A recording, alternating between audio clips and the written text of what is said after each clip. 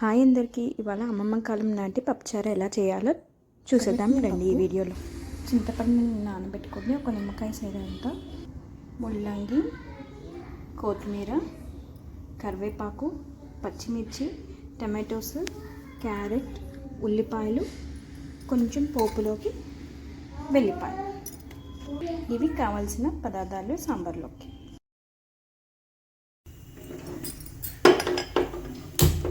Stove వెలిగించుకోండి. ఒక బాండి పెట్టుకొని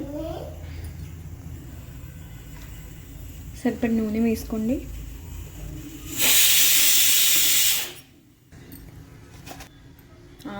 జీలకర్ర, ఆవాలు,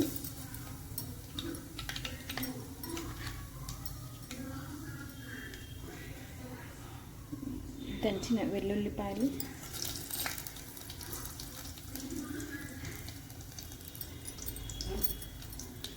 కొంచెం ఇంగువ,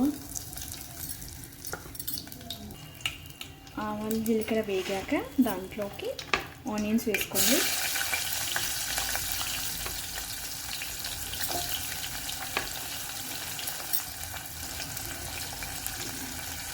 పచ్చిమిర్చి,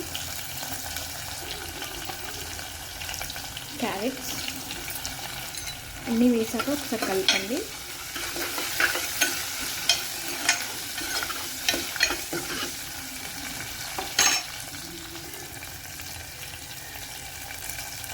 పసుపు,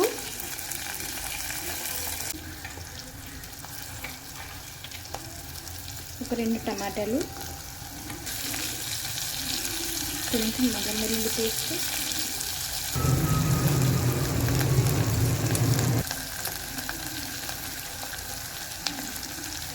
ముల్లంగి ముక్కలు వేగేటప్పుడే కొంచెం ఉప్పు వేసుకోండి. దాంట్లో కొంచెం ధనియాల పొడి,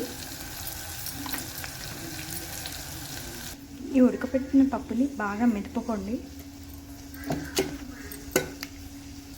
ఈ పోపులోకి చింతపండు రసం వేసుకోండి. ఈ పులుసు మరిగే టైంలో సాంబార్ మసాలా వేసుకోండి. ఉడకపెట్టిన పప్పులోకి ఎంత వాటర్ కావాలో మీకు తగినంత వాటర్ వేసుకొని కలుపుకోండి. ఇప్పుడు ఈ పులుసులోకి పప్పును వేసిద్దాం. ఇప్పుడు ఒకసారి కలుపుకుందాం.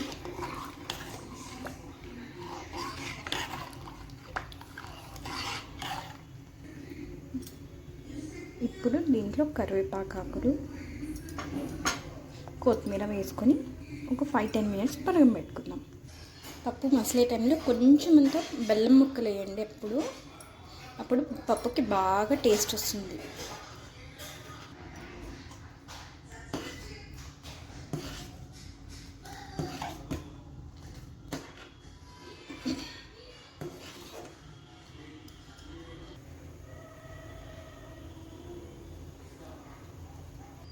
ఇప్పుడు పప్పుచారు రెడీ అయిపోయింది.